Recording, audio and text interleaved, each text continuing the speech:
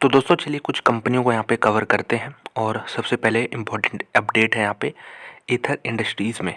ये chemical company है और अगर आप यहाँ पे अगर प्राइस देखेंगे तो 8.5% की गिरावट देखने को मिल रही है। एक शार्प फॉल है। तो जिन लोग को नहीं मालूम है उनको यहाँ पे अपडेट दे दूँ कि आज सुबह ही कंपनी का एक प्लांट है, उसमें फायर इंसिडेंट जो है यहाँ पे रिपोर्ट किया गया, जिसमें लगभग 25 इंजरीज़ हुई हैं लोगों को। तो हर साल देखिए कोई ना कोई केमिकल कंपनी में इस तरह के इंसिडेंट हमें देखने को मिलते हैं। एथर इंडस्ट्रीज़ नई कंपनी लिस्टेड थी एक्सचेंजेस पे, काफ़ी अच्छी कंपनी है, लेकिन इसमें भी ये प्रॉब्लम यहाँ पे इस साल हमें देखने को, साल ख़त्म होते होते देखने को मिल ही गया इस केमिकल कंपनी में। तो 25 लोग की इंजरी इंडिकेट करती है, एक बड़ा इंसिडेंट है और एक बहुत ही डिसअपॉइंटमेंट यहाँ पे देखने को मिल रहा है। काफ़ी ख़राब यहाँ पे ये न्यूज़ जब इस तरह की आती हैं, जब इसमें इंसानों की भी देखिए यहाँ पे ट्रेजिडी हो जाती है, तो एक बहुत बड़ा नेगेटिव न्यूज़ होता ही है। दुखद है, लेकिन इस तरह केमिकल कंपनीज़ में ये ट्रेंड बन गया है। इस पर मेरे ख्याल से स्ट्रिक्ट कुछ रेगुलेशन और बनाना होगा ताकि कंपनियां जो है सीरियसली लें इस चीज़ को कि फायर इंसिडेंट को कैसे कम किया जा सके, या फिर हो भी तो रोका कैसे जा सके जिससे मिनिमल लॉस हो यहाँ पे। तो अगर हम बात करते हैं शेयर प्राइस की, तो 829 पे क्लोजिंग हुई है। देखेंगे आप आईपीओ के बाद से जब ऊपर ट्रेंड में था यहाँ पे, फिर एक राउंडिंग पैटर्न बनाया, फिर ऊपर बढ़ा, अब तब से लेके नीचे ही लगातार आ रहा है। और आज की गिरावट ने तो और भी यहाँ पे सेल ऑफ को बढ़ा दिया है। तो सपोर्ट के आसपास ही है दोस्तों, अगर हम सपोर्ट बनाना चाहें तो ये आप यहाँ पे एक सपोर्ट टाइप का बना सकते हैं। इसी लाइन को मैंने क्यों सपोर्ट बनाया है, क्योंकि आप देखिए यहाँ पे इसको रेजिस्टेंस मिला था इस पॉइंट पे, उसके बाद फिर यहाँ पे इसके ऊपर निकला तो ब्रेकआउट अच्छा मिला, ये देखिए।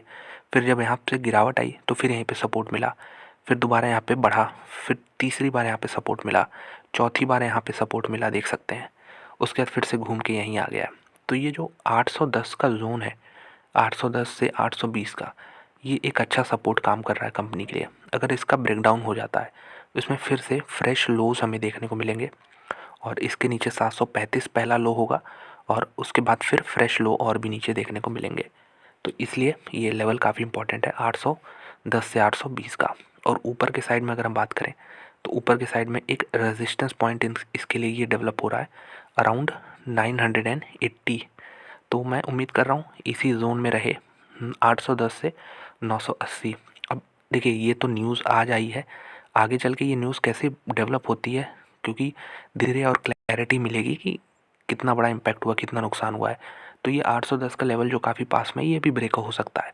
तो इसलिए आप 735 पे भी यहाँ पे ध्यान बना के चलिएगा, क्योंकि ये डेवलपिंग न्यूज़ है, ऐसा नहीं कि कंफर्म सब कुछ हो गया। अभी हो सकता है आगे चल के और भी यहाँ पे इम्पैक्ट इसका देखने को मिले कि कितना लॉस हुआ है।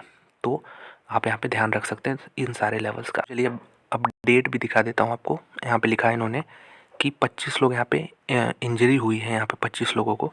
लेकिन अच्छी बात यह है कि अभी तक कैजुअलिटीज़ नहीं हुई है, मतलब एक भी डेथ अभी देखने को नहीं मिला, जो कि अच्छी बात है यहाँ पे। और यहाँ पे कुछ कितना लॉस हुआ है ये अभी असेसमेंट जारी, मतलब अभी देख रहे हैं ये कितना सब कुछ जोड़ रहे होंगे इस समय। यहाँ पे वेदर लॉस तो इंश्योरेंस जी हाँ अवेलेबल होता है, तो ये यहाँ पे अवेलेबल है जो भी लॉस हुआ है।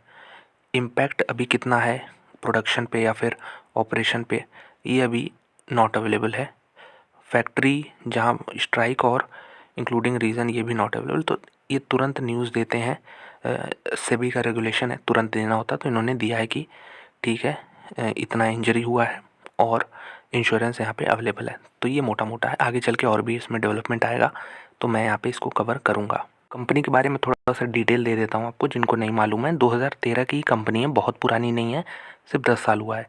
तो इस तरह की जो न्यू जनरेशन की कंपनी आती हैं वो काफ़ी अच्छा करती हैं। यहाँ पे देख सकते हैं केमिकल इंडस्ट्रीज़ में, स्पेशलिटी केमिकल्स में। और कंपनी जो है इकलौती इंडियन मैन्युफैक्चरर है केमिकल्स जैसे 4,2 मिथाइल ऑक्सिल इथाइल फिनॉल की, जिसे 4 MEP कहते हैं, 3 methoxy 2 methyl benzoyl chloride MMBC। तो ये कुछ केमिकल्स के नाम दिए हैं जिनका ये इंडिया में इकलौता मैन्युफैक्चरर है। तो एक तरह से मोट है कंपनी के पास, आप कह सकते हैं फ़िलहाल के लिए। मार्केट कैप देखेंगे तो 11,000 करोड़ के आसपास है। एक मिड कैप कंपनी है, स्टॉक का P 78 है और एक महंगी कंपनी है, लेकिन मैंने बताया था कि अच्छी कंपनियां महंगी ही मिलेंगी। प्राइस टू बुक वैल्यू देखेंगे तो यहाँ पे लगभग आपको यहाँ पे 5 टाइम्स कह सकते हैं, 5 टाइम्स। यहाँ पे डिविडेंड कंपनी नहीं देती है, उससे कोई दिक्कत है नहीं।